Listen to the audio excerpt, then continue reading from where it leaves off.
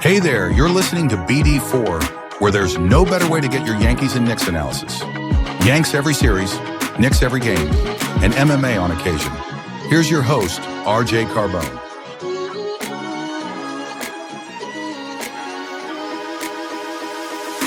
And a high drive into left center field. Stanley's going to watch another one fly. Are you kidding me? DiVincenzo a three. Bang! Bang! Knicks take a one time to apologize to absolutely nobody. At the wall. See ya! See ya! See ya! Mr. November. Anthony for three. Bang! That one goes down and the game is tied. Rose, you shook up the world again. I did it again. My God did it, man. I really just had Gonna have to. Brunson running away. Oh my!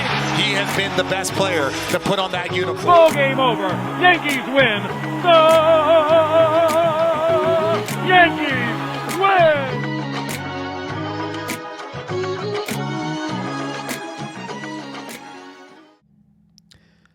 You know, man, I was thinking maybe Hal Steinbrenner should record a video of himself, like set up a camera, put his phone right in front of his face, maybe record a video of himself crying about how poor he and the Yankees are, and like post that to social media. Maybe then he'll get some sympathy from the fans, right? I think that might be a good idea. So Hal Steinbrenner, Aaron Boone spoke to the media again. And that's what we're going to discuss for a few minutes in this episode because, you know, there's nothing else to discuss because the Yankees have been dormant. Both of them, Steinbrenner, Boone, spoke yesterday to the New York media. Hal spoke to Marakovitz on Yes Network, and Boone spoke to BT and Sal on WFAN. So this is going to be a quick one, maybe 15 minutes, maybe 25 minutes. I don't know. Maybe we go with the full 30 plus. Doubt that. Boone, I'm just going to give my brief thoughts, brief reaction to their remarks. Boone had a number of things to say, many of them not really exciting to me, not things I loved hearing out of his mouth, and just the tone of it, it just brought back bad memories of what you've heard in the past, just the same type of vibe. But the first one that caught my attention was him speaking on the outfield situation and how he said that the plan is to move Bellinger to center field and Jason Dominguez to left field. And his explanation was basically they don't want to move Jason Dominguez back and forth. They would rather keep him in one spot, and they think that Bellinger is a guy who can move around as needed. I don't love this idea. We've spoken a number of times on how I think the ideal setup should be. I think it's great that they're going back to right field with the captain. I think Dominguez is best suited in center. That's first of all, it's his natural position.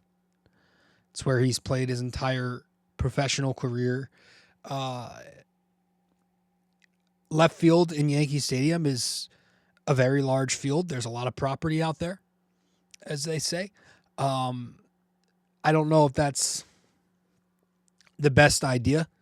I would rather him in his natural spot, surrounded by Judge and Bellinger, two above-average corner outfielders in the corners. Have them kind of pad him. And it's nothing to do with the fly balls from last year from Jason. Nothing to do with the bad reads and routes. I think that was fluky, and I think if you still believe that's an issue, you bought into the Verdugo brainwash from last year. I think he can catch a fly ball. I just think the most efficient route to get good outfield glove, good defense, would be to put Jason in center and Bellinger to left.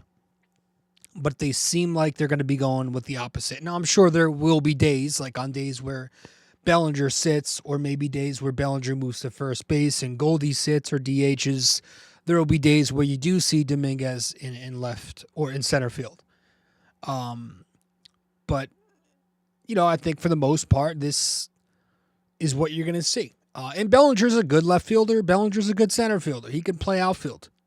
So Bellinger in center field doesn't concern me. It's more I would love to see Jason there.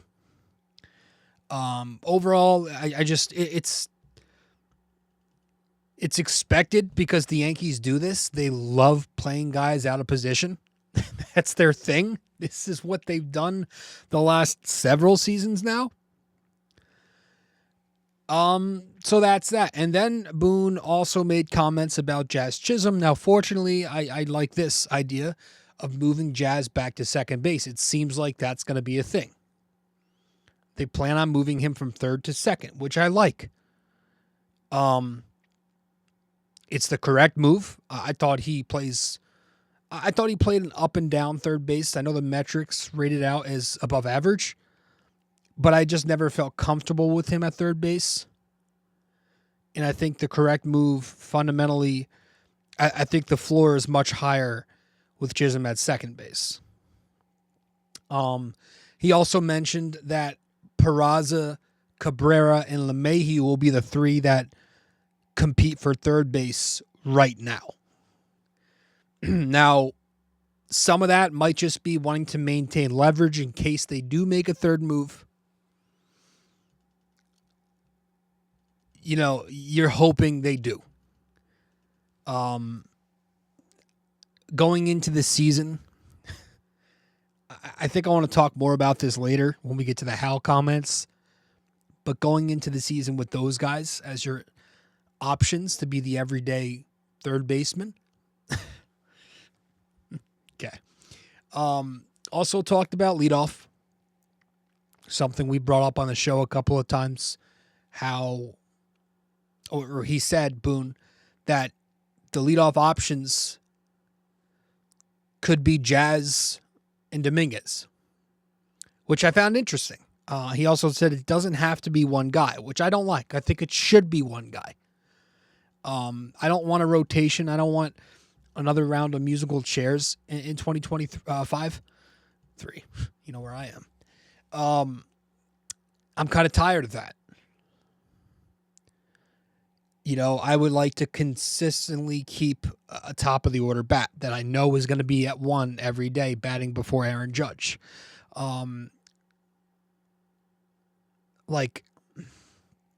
Maybe you experiment a little bit in April. That's the Yankees usually treat April as an extended spring training, at least the first few weeks of it. We know that.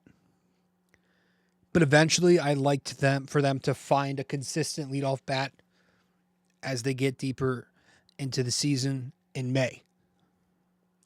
I'm really not a fan of platooning left-right at leadoff. I would like to save a platoon. You can do that for the 4-hole.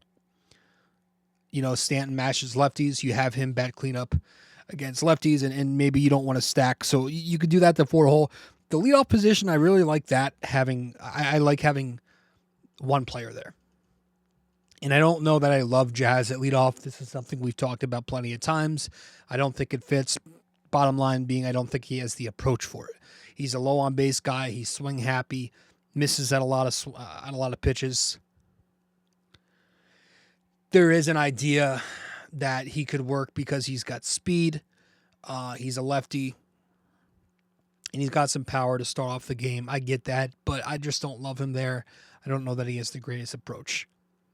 And how often is he going to be stealing bases with Aaron Judge most likely batting second? I don't know. The Dominguez at leadoff thing, we've seen it before. It's something that I think eventually down the line could work. But you worry about the consistency there. It's a lot of pressure on a young player. What if he struggles? Well, then you're now looking for a new leadoff guy.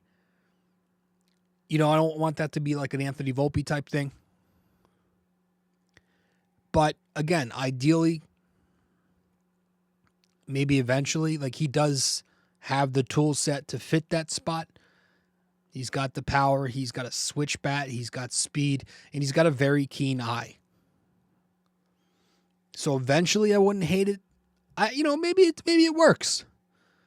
But ideally, I'm still standing by my, maybe it's a hot take, Aaron Judge take. I would have Judge lead off for you. But maybe that's a little crazy. I don't know. Maybe it's just me. I don't like the options they've got.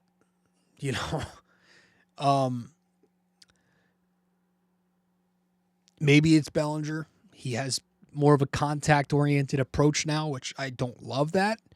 But as a leadoff bat, that could work. And then the last thing Boone said, this is more of a small, minor thing. I forgot about this kid, actually. Everson Pereira could be in the mix for outfield. So there you go. As probably as a fourth outfielder, maybe the Yankees find a way to move Trent Grisham's $5 million if they want to clear payroll so bad, and Pereira becomes that fourth outfielder. I don't know, but that was maybe that's just a bullshit comment to say that he's still in the race. And then Hal Steinbrenner spoke. This is the meat and potatoes here because, man, Hal spoke to he spoke to Marakovitz on yesterday, and the one part of that comment that he made, I'm going to read it here. He said, "It's difficult for most of us owners to be able to do the kinds of things they're doing."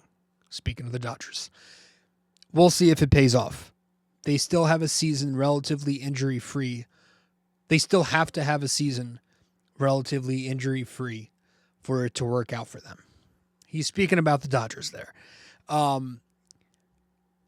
Jeff Passan was talking to Kay yesterday on his new show, and he spoke about the Hal comments, and he pretty much ripped him. I loved what Passan had to say. And in one particular quote that stood out, he told Kay, he said, "You're the New York freaking Yankees." And that's what we've been screaming from the top of our lungs ever since the beginning of the offseason when we wanted them to retain Soto. But yeah, like, it's difficult for us to keep up with that pace. What do you mean?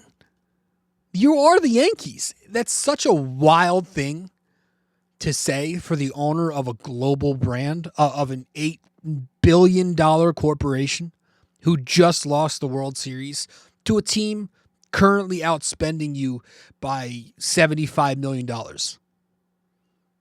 That's an asinine thing to say. So please don't sit there from your yacht or from your race car and don't lie, don't manipulate, or as the cool kids say, don't gaslight the fan base by saying you think the Yankees are better off. Because that's what he also said. He said he thinks they're a better team and he thinks they're better off without Soto. He said that. Don't tell us you think the Yankees are better off. You don't actually believe that. You don't actually believe that Max Fried, Devin Williams, Cody Bellinger, and 38-year-old Paul Goldschmidt are enough to get the Yankees further than last year when they were in the World Series with Juan Soto, who you now lost to your little brother.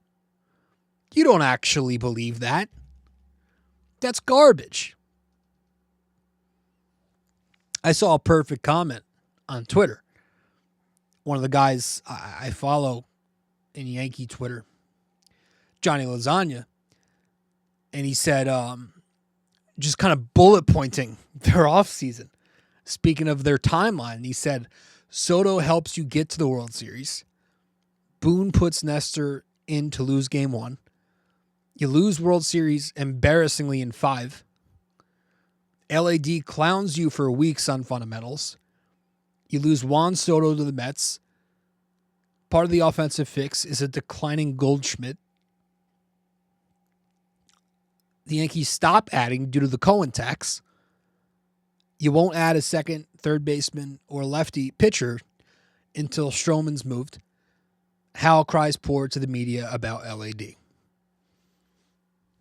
Basically, John, I don't know the guy's name, but it's a popular Yankees account. Basically, man, yeah, that's it. This is their new way of thinking. The guy that I kind of wanted, at the very least, I would have accepted this as a much better option as an in-house third baseman or second baseman. Ha-Seong Kim, recently just taken off the board. 2, an AL East rival. Went to the Tampa Rays. So there you go. I just don't get it. I don't get it. If Hal wants to operate this way, just sell the team, man. Just sell the team. Just give it up.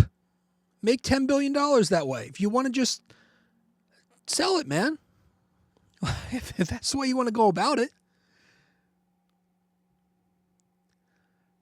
It doesn't seem like their offseason plan was to actually get back to and win the World Series this time. It doesn't seem like that was actually in their minds. It had nothing to do with actually improving the team. And I think it was all about adding name value. Adding big names to appease the casual fan after losing the generational Juan Soto. By Hal saying things like, let's see how it pays off for the Dodgers, they still have to stay healthy for this to work, is hilarious. Because he's basically admitting we're going to bank on the Dodgers getting injured for this to work for us. Again, I mentioned a few times in these offseason episodes, the Yankees spent less than half of their revenue toward payroll in 2024, despite being the number one earner the previous season. This is not a broke organization like they want to make you think. These guys shit money. It's also pretty ironic and funny that the day Hal makes these remarks, the 2024 revenues were revealed for the MLB at over $12 billion, the highest it's ever been, by the way. It's crazy how they're operating this way. The fact that they're waiting to move Stroman before they make any other move, if they even do, says how much they really friggin' care about this fourth CBT. They're not even willing to bring back Tim Hill, not that I want him, or take on Nico Horner, or bring in some kind of cheap contract, under $10 million to help the team, because they want to maintain leverage and make damn sure that they're going to be able to stay under this tax first. That's crazy to me. They're so hell-bent on not going over this tax. You can't do it like this. If you're all in, you got to go all in. You're already spending money on these other guys. You got to now center this roster around winning a World Series. That's got to be your idea here. You can't try to win a World Series and also try to stay at this figure. And I truly am starting to believe that the Yankees are going to go into the season with this third base battle being in-house. I'm starting to believe that more and more every day. At first, I thought it was just the others saying DJ to maintain leverage. They don't want to give it away. But again, Ha-Seong Kim, just off the market, not even an hour ago, before I hit record.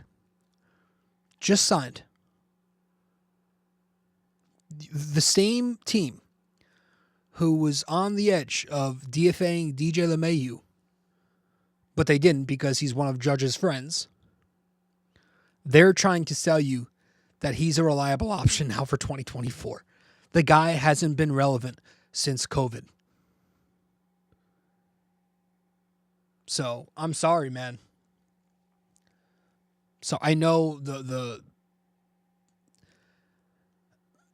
the thing is like Hal says these cute things time to time where it's like, oh, he's channeling his inner George, but the base personality of him, he'll always be anti-George. His personality will always be that. It's we'll spend, but we'll spend enough to be in the mix to appease the casual, but we'll never do everything it takes. We'll never prioritize winning. And you know, I'm still excited for the season. Don't get me wrong. I'm not going to be a downer. I think it'll be a fun year, man. I think the Yankees have a chance to win 94, 95 games, maybe. It'll be fun. I think they can win the division. I'm not afraid of the American League. I think the American League got even weaker. But if we're talking World Series here, nah. Like, that's not it. This isn't winning a World Series. I'm getting quite tired of watching the Yankees lose the World Series, or lose in the playoffs, I should say. And then the teams that defeat them in the playoffs and go on to win the World Series, Houston, LA, still do more than them in the following winter. While the Yankees sit here and they do the bare freaking minimum for a big market team. It's all relative. Yes, the Yankees spend. But how much do they make? How much are they spending on what they make? You're trying to win a World Series. Show me. That's it, folks. Thanks for tuning in. Well, if you made it this far, that means you listened to or watched the entire episode. Thank you. Just remember to follow, subscribe, download, rate and review, and all that fun stuff to help out the podcast. And I will see you in the next episode of BD4.